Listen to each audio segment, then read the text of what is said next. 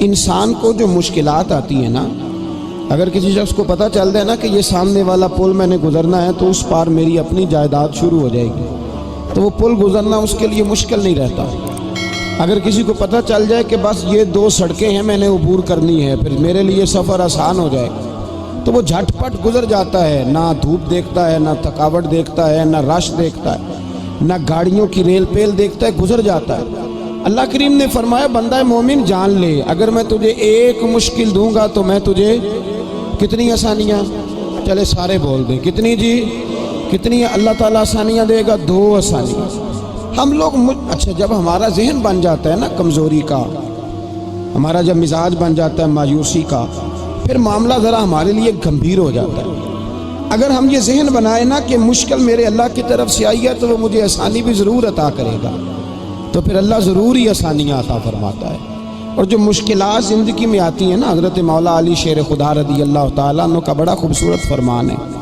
حضرت علی فرماتے ہیں جب تجھے مشکل آتی ہے تو وہ تجھے رب کا پتہ بتانے آتی ہے، وہ تجھے اللہ کا پتہ بتاتی ہے، اس لیے کہ جب تو سارے اسباب کر لیتا ہے، جو ضرورت ہوتی ہے پوری کرتا ہے، تندرست ہو کے وہ کام کرتا ہے، پھر بھی کام نہیں ہوتا، تو اس کا مطلب ہے کرنے والا تو نہیں، کرنے والا کوئی اور ہے جو کام کرنے والا۔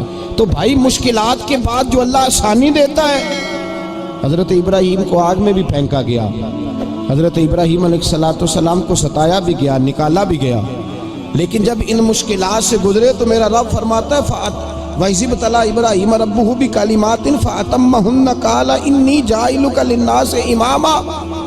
کہا جب ابراہیم پورے اترے تو پھر ہم نے انہیں امام بنا دیا۔ یا اللہ کس طرح کی امامت دی؟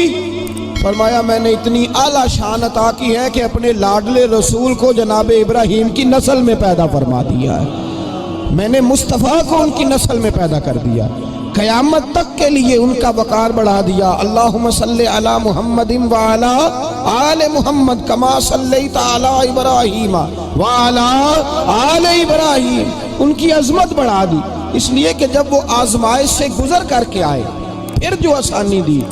میرے نبی پاک صلی اللہ علیہ وسلم نے دین ابراہیمی کی بہت ساری چیزوں کو رکھا، کہا میں ملت ابراہیمی پہ ہوں۔ جب کوئی مشکلات کو عبور کر کے آتا ہے، جب کوئی تکلیفیں سہ کر کے آتا ہے، اس کے لیے جو اجر ہوتا ہے، اس کے لیے جو پھر اللہ کتنی ذرا بڑی توجہ کیجئے گا۔ لوگ سمجھتے ہیں فلاں آدمی مشکل میں ہے تو شاید مشکل میں ہی رہے گا، فلاں آزمائش میں ہے تو شاید میرا اللہ فرماتا ہے ایک مشکل دے کے میں 2 آسانیاں بھی دوں گا۔ تم مشکل دیکھ رہے ہو، مشکل نہ دیکھو، وہ جو اس کو بعد میں آسانی آنے والی ہے، اور ڈبل جو میں اس پر نعمت کرنے والا ہوں اس کو دیکھو۔ حضرت یوسف کو بھائیوں نے کنویں میں ڈال دیا تھا، اور جب کنویں سے نکلے تو مصر کے بازاروں میں بکے، اور پھر زلیخا نے الزام لگایا تو حالات بگڑ گئے، حضرت یوسف کو جیل جانا پڑا۔ کتنی کٹھن زندگی تھی، لیکن میرے مالک کو کچھ اور ہی منظور تھا۔ کنویں میں گرنے والے، بازار میں بکنے والے، جیل میں جانے والے، الزام لینے والے جناب یوسف کو رب کریم نے اسی مصر کا بادشاہ بنا دیا، اللہ پاک نے اسی مصر کا حکمران بنا دیا۔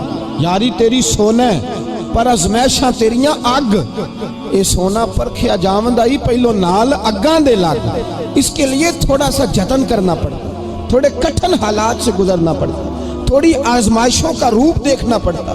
ہم چاہتے ہیں کہ ہمیں چھیڑے کوئی نہ کوئی تکلیف نہ آئے، کوئی آزمائش، یہ ہو نہیں سکتا میرے بھائی، نامی کوئی بغیر مشقت نہیں ہوا، 100 بار جب عقیق کٹا تب جا کر نگی ہوا۔